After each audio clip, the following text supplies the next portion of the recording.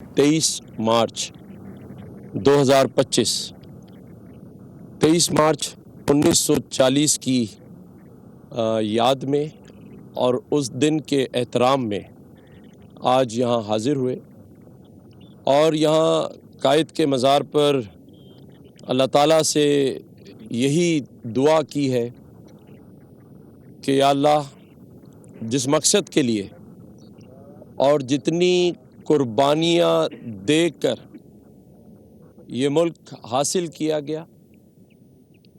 اور اسے حاصل کرنے میں جو قائد اعظم محمد علی جناح اور ان کی اس وقت کی پوری ٹیم نے جتنی قربانیاں دیں، اللہ تعالیٰ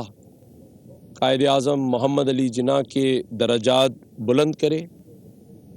اور انہیں جنت الفردوس میں اعلیٰ مقام دے، اور پاکستان کے لیے بھی دعا کی کہ اللہ تعالیٰ اسے رہتی دنیا تک قائم اور دائم رکھے۔ یہ ملک پاکستان، جسے مجھے لگتا ہے کہ آج ہم اس کی قدر کھوتے جا رہے ہیں، اللہ تعالیٰ ہم سب میں اتحاد کے ساتھ ساتھ احساس بھی پیدا کرے کہ ہم اس وطن عزیز میں رہتے ہوئے اس کی خدمت کر سکیں۔ آج اللہ تعالیٰ نے ہمیں ایک ایسا حسین ملک عطا کیا ہے جو اسی مہینے رمضان المبارک کی 27ویں شب کو ہمیں ملا، جس میں آج الحمدللہ ہم آزادی سے رہ تو رہے ہیں، لیکن جس معاشی اور معاشرتی مسائل سے گزر رہے ہیں، جہاں دشمن اس طاق میں بیٹھا ہے کہ کوئی ایک غلطی اور ہم سے ہو اور وہ معاشی طور پر اور معاشرتی طور پر ہمیں غیر مستحکم کر سکے، اور وہ تخریب کاری اور دہشت گردی میں بھی پیچھے نہیں ہے۔ حالیہ دنوں میں بلوچستان میں جعفر ایکسپریس بولان کے علاقے کا واقعہ پورے پاکستان کے سامنے ہے کہ جہاں معصوم پاکستانی بھائیوں بہنوں اور معصوم بچوں کو رمضان المبارک میں روزے سے جس طرح شہید کر دیا گیا، یہ ایک سوچی سمجھی سازش کے تحت یہ جال بنا جا رہا ہے، اور اس کے تانے بانے کہیں اور نہیں، ہمارے وہ ممالک جن کے ساتھ ہماری سرحدیں جڑی ہوئی ہیں، وہاں سے بیٹھ کر ان دہشت گردی کے واقعات کو کنٹرول کیا جاتا ہے۔ لیکن میں سمجھتا ہوں کہ دہشت گردی کا مقابلہ کسی بھی ملک کی صرف افواج پاکستان یا افواج یا فورسز نہیں کرتی، بلکہ پوری قوم کو اس کا مقابلہ کرنا پڑتا ہے۔ تمام سیاسی قوتوں کو مل کر اس کا مقابلہ کے مستقبل سے بھی کھیل رہی ہے۔ آج کے دن اور آج کا دن یہ مجھ سمیت ہر پاکستانی کے لیے اور پاکستان کے لیے بڑی اہمیت کا دن ہے۔ آج کے دن 23 مارچ کو ہی اس ملک کو بنانے کی قرارداد منظور ہوئی۔ میں اپنے تمام ہم وطنوں، دوستوں، بھائیوں، بزرگوں سے بحیثیت گورنر سندھ یہ اپیل کرتا ہوں، آئیں ہم سب مل کر اس پاکستان کی ترقی کے لیے ایک احساس اور ایک جذبہ پیدا کریں۔ آئیں ہم اس بات کو غور سے سمجھیں کہ یہ وطن ہمیں اللہ تعالیٰ نے اس لیے دیا تھا کہ یہاں ہم 24 کروڑ لوگوں کے ساتھ ان کی زندگیوں میں خوشحالی پیدا کر سکیں، استحکام پیدا کر سکیں۔ آج جہاں ایسے مسائل موجود ہیں جس کی مثالیں دنیا کے سامنے موجود ہیں کہ جہاں جہاں افواج کمزور نظر آئی، دشمن طاقتوں نے اس ملک کو اور ان کی سرحدوں کو کہیں کا نہ چھوڑا۔ ہم عراق، شام، لبنان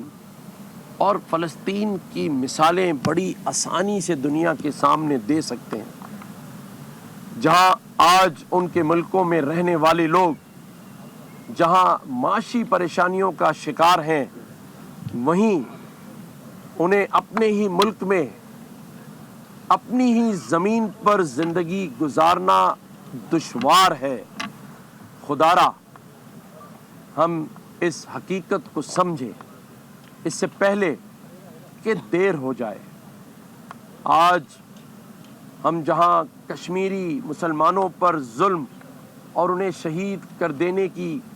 دعا کریں، اور جہاں ہم فلسطین کے مسلمانوں کو بے دردی سے شہید کر دیا گیا ان کے اصالِ ثواب کی دعا کریں، اور اس کے ساتھ ساتھ افواج پاکستان اور فورسز کے ان جوانوں کی شہادتوں کے اوپر بھی اور ان کے اصالِ ثواب کی دعا کریں جنہوں نے حالیہ دہشت گردی ہو یا آج تک 90,000 سے زائد شہادتیں اس پاکستان نے معصوم شہریوں اور فورسز کی شہادتوں کو دے کر اس دہشت گردی کا مقابلہ کیا ہے۔ آئیں ایک نئے احساس، نئے جذبے کے ساتھ اس وطن کی ترقی میں ہم اپنا حصہ ڈالیں۔ میں اپنی تمام سیاسی جماعتوں کو بھی دعوت دیتا ہوں، انہوں نے بھی اس ملک میں شہادتوں کے نذرانے دیے ہیں، جس میں محترمہ بے نظیر بھٹو شہید کی مثال بھی دنیا کے سامنے ہے اور تمام پاکستانیوں کے سامنے ہے، اور کئی ایسی مثالیں میں دے سکتا ہوں جس میں کئی شہادتیں ہماری سیاسی جماعت کے لیڈران نے دی ہیں۔ تو یہ بھی سوچنا ہے کہ یہ سلسلہ شہادتوں کا اور قربانیوں کا کب تک جاری و ساری رہے گا۔ آئیں ایز اے قوم، تمام سیاسی جماعتیں اور پوری قوم اپنی افواج پاکستان کی قربانیوں کا جو صلہ ہے وہ ایک ساتھ بیٹھ کر جب قومی سلامتی کے معاملات پر میٹنگ بلائی جائے تو اس کا بائیکاٹ نہیں کریں گے۔ ہم جہاں پہلے پاکستان کی بات ہوگی وہاں ہم تمام سیاسی اختلافات کو بھلا کر صرف ایک پاکستان کے لیے ایک ٹیبل پر بیٹھیں گے،